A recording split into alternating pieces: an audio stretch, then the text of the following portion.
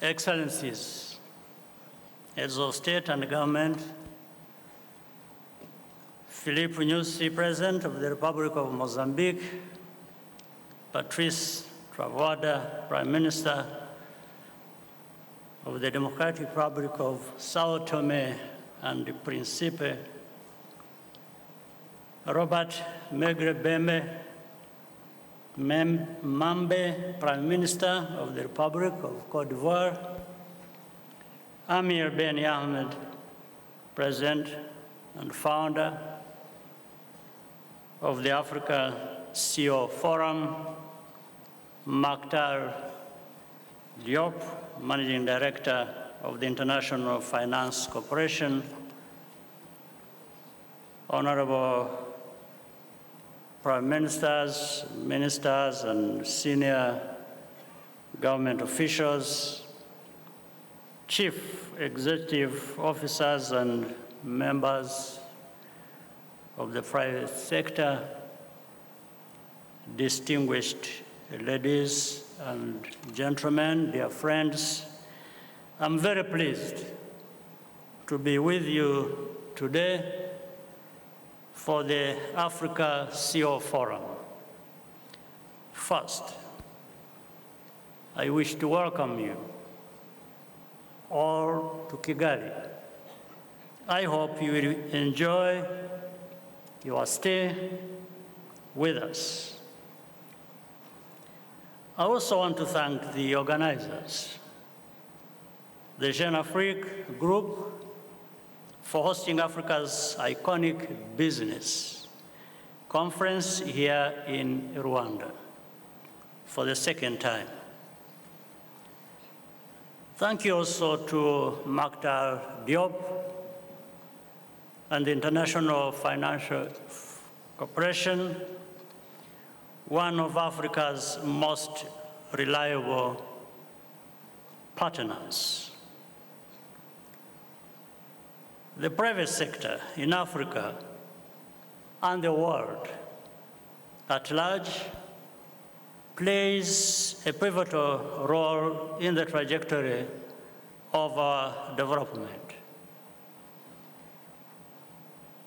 Intersecting crises from the pandemic all the way to climate change have taught us many important lessons. Among them is the need for the public and private sector to work closely together. The urgency to stop doing business as usual is not new. Over the years, what has become clearer is that our common challenges can be solved if we work together. For our continent, it is equally important to build the capacity to respond swiftly and efficiently to any challenge and bounce back. For example, that's why we established the African Continental Free Trade Area.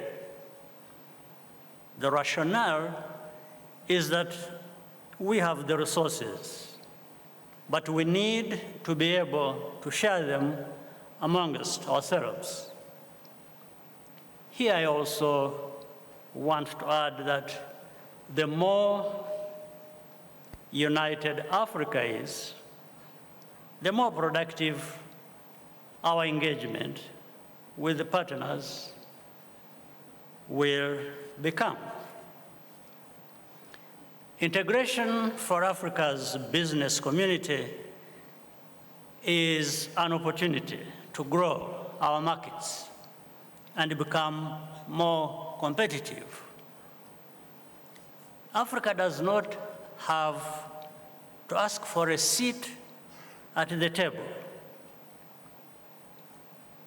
I want to agree with most of the points made by earlier speakers, and I understand their frustration. We share the same. Today, almost 20% of the world is African. By the year 2050, it will be 25%. Soon enough, the only middle class in the world that will still be growing is Africa's. As this century progresses, Africa will increasingly be one of the world's economic engines. But to become truly prosperous, we have to upgrade our mindsets and aim for quality and complexity in our value chains. We cannot remain a place where people pull rocks out of the ground, which others then turn into high-tech products and sell back to us. It is not sustainable. It's simple and clear. This will take a lot of time and effort, but Africa can do it. In everything we do, good governance and politics play a very important role. Having the solution is not enough. The willingness to find a middle ground and not let unnecessary levels of bureaucracy get in the way can make things work better and faster. We also need to challenge the status quo across all areas, whether it is in a business, politics, or civil society. Anything that can be done anywhere in this world can also be done in Africa. And why don't we just do that? Once again, thank you all for coming to Kigali. I hope you will enjoy your stay with us and come back again and again.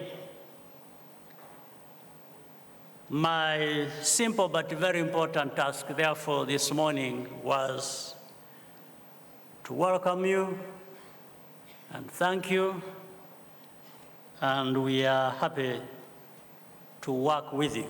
Thank you for your kind attention.